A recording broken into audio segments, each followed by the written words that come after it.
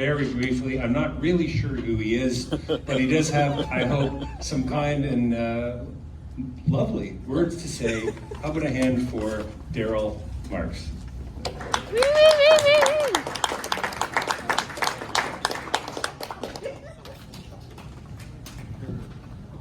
Well, hello everyone, and happy birthday to you, Glenn, you miserable old fucker.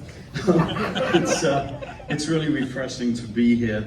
I'm absolutely blown away by just how many people showed up tonight. I honestly thought that maybe be 3 people here. I knew I was going to come because I heard there were free appetizers. I thought Dick Joyner would be here and maybe Richard Forget. So this is really, it's been an overestimate on my part, but the person that has blown me away the most for being here tonight has to be Diana. I mean, I really didn't think you'd show up. I mean, when I think of the 50 years of suffering that you've been through with this man, it's just incredible that you're here today. So thank you very much. Now I know a lot of people say that Glenn's an asshole. About a year ago, exactly, it was 1 year ago today, and I'm not looking for, this is not supposed to be somber by any means, but 1 year ago to this very day, my mum passed away. And at the funeral, God love you, Mum, at the funeral, the funeral director stood in front of the guests, and he said, if anyone would like to get up and say a few words before Daryl says his eulogy for his mum, please let me know. And one person put his hand up, and it was Glenn fucking Ottaway. Glenn Ottaway is gonna get up and speak at my mom's funeral. I mean, I gotta tell you, my heart was beating like you wouldn't believe. I'm sweating, I don't know what to expect. What is he gonna do? He's gonna stand up there, he's gonna say, good evening, mothers and fuckers. Thank you for being here today. For those of you sitting at that table over there, I should let you know I was here a little earlier and there's jizz all over it. Sorry. I am so nervous. But let me tell you, he got up there, well, we wheeled him up there, and he sat on that stage in front of all of my guests. And Glenn, he was absolutely amazing. He was kind, he was compassionate, he was funny, he was giving. And when he was finished, I couldn't believe what you did, Glenn. And it meant the absolute world to me that you did that. And it's something I'll never forget. And I'm very proud now to tell people that Glenn Ottaway was the warm-up act at my mum's funeral. So thank you very much for that. I turned 60 years old about 5 years ago. And I made Glenn for lunch. And Glenn brought me a gift. I'm just going to grab it.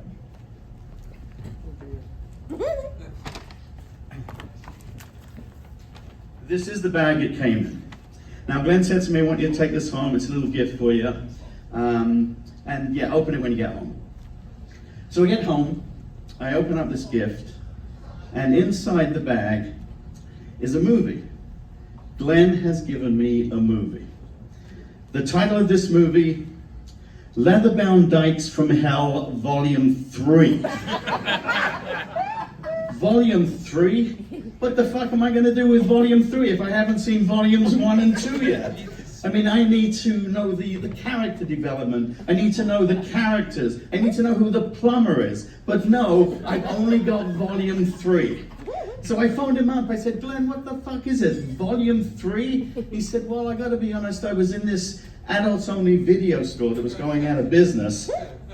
And they had this bin of old videos. And I thought, this one would look really good on your bookshelf. Yeah, a fucking videotape.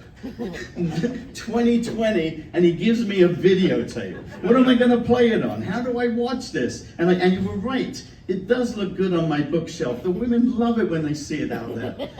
But I'm going to ask you a favor. It's been 5 years. Make good on your promise. Take this video, put it on a disc for me so I can actually watch it, and maybe you'll come over, we can cuddle under the blanket, and we can watch it together.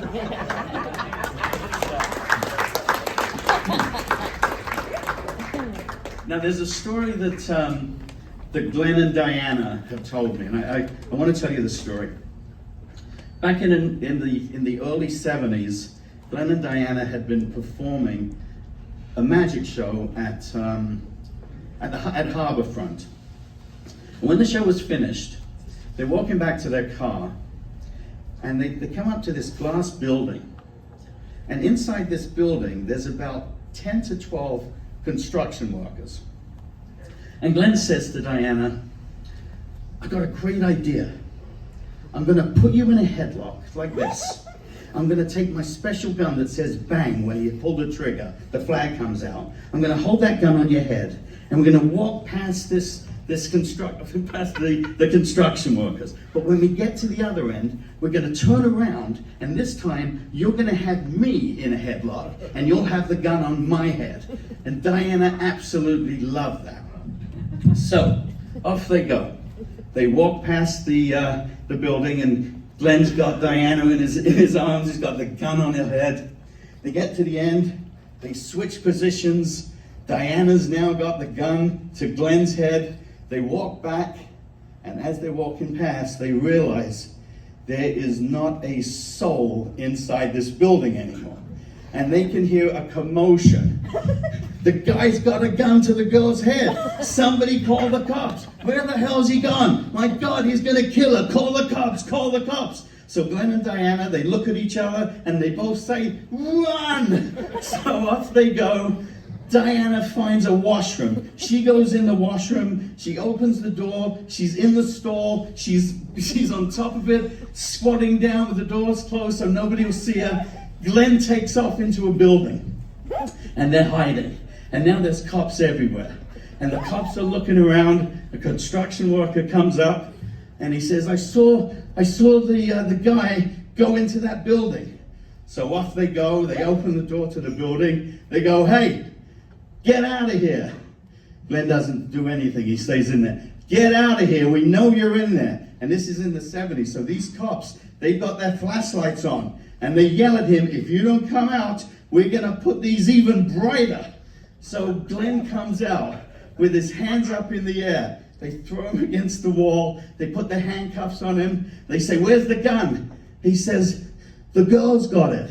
"What do you mean the girl's got it?" "The girl's got it. It was just a joke. It was a gag."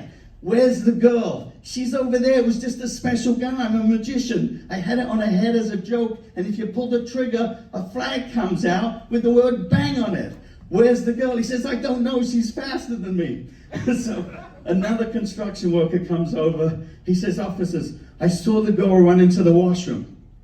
So off they go. They get to the washroom. "Hey, lady, you in there?" Diana doesn't say a word. "Are you in there?" "Yes." "Are you okay?" "Yes." "Where's the gun?" I don't have a gun. It's a special prop. My boyfriend's a magician, and it's one of these guns that when you pull the trigger, it says bang." "Get out here with your arms up."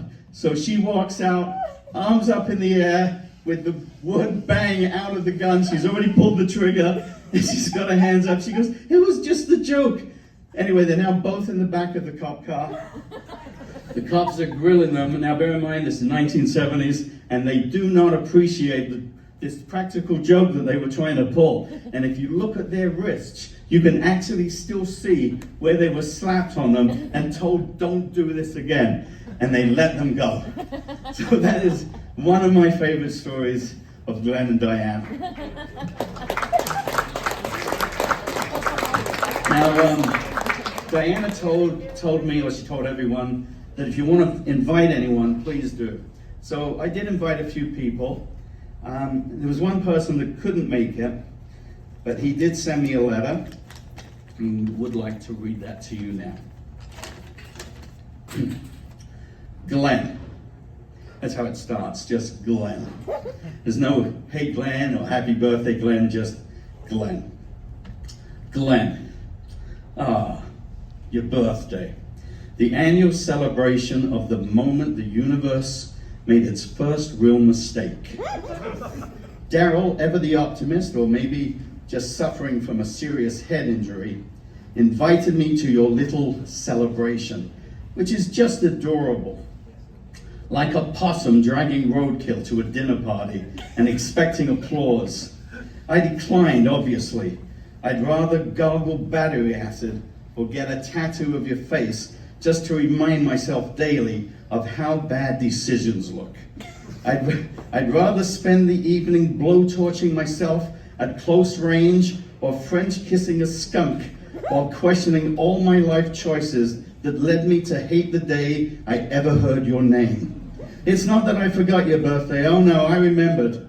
Like one remembers jury duty, or the day they got food poisoning at a questionable Mexican restaurant. Some dates just stick with you out of sheer trauma. Now I know birthdays are supposed to be about love, friendship, and celebration. But in your case, I'd argue we should reflect instead. Reflect on how someone can manage to be so consistently annoying without violating any known laws of physics. That's a talent, truly. So in summary, I won't be coming to your party. I won't be sending a gift. And no, I don't want a slice of your cake unless it comes with the miracle of you being a completely different person. Like that's gonna happen. Happy birthday anyway, I guess.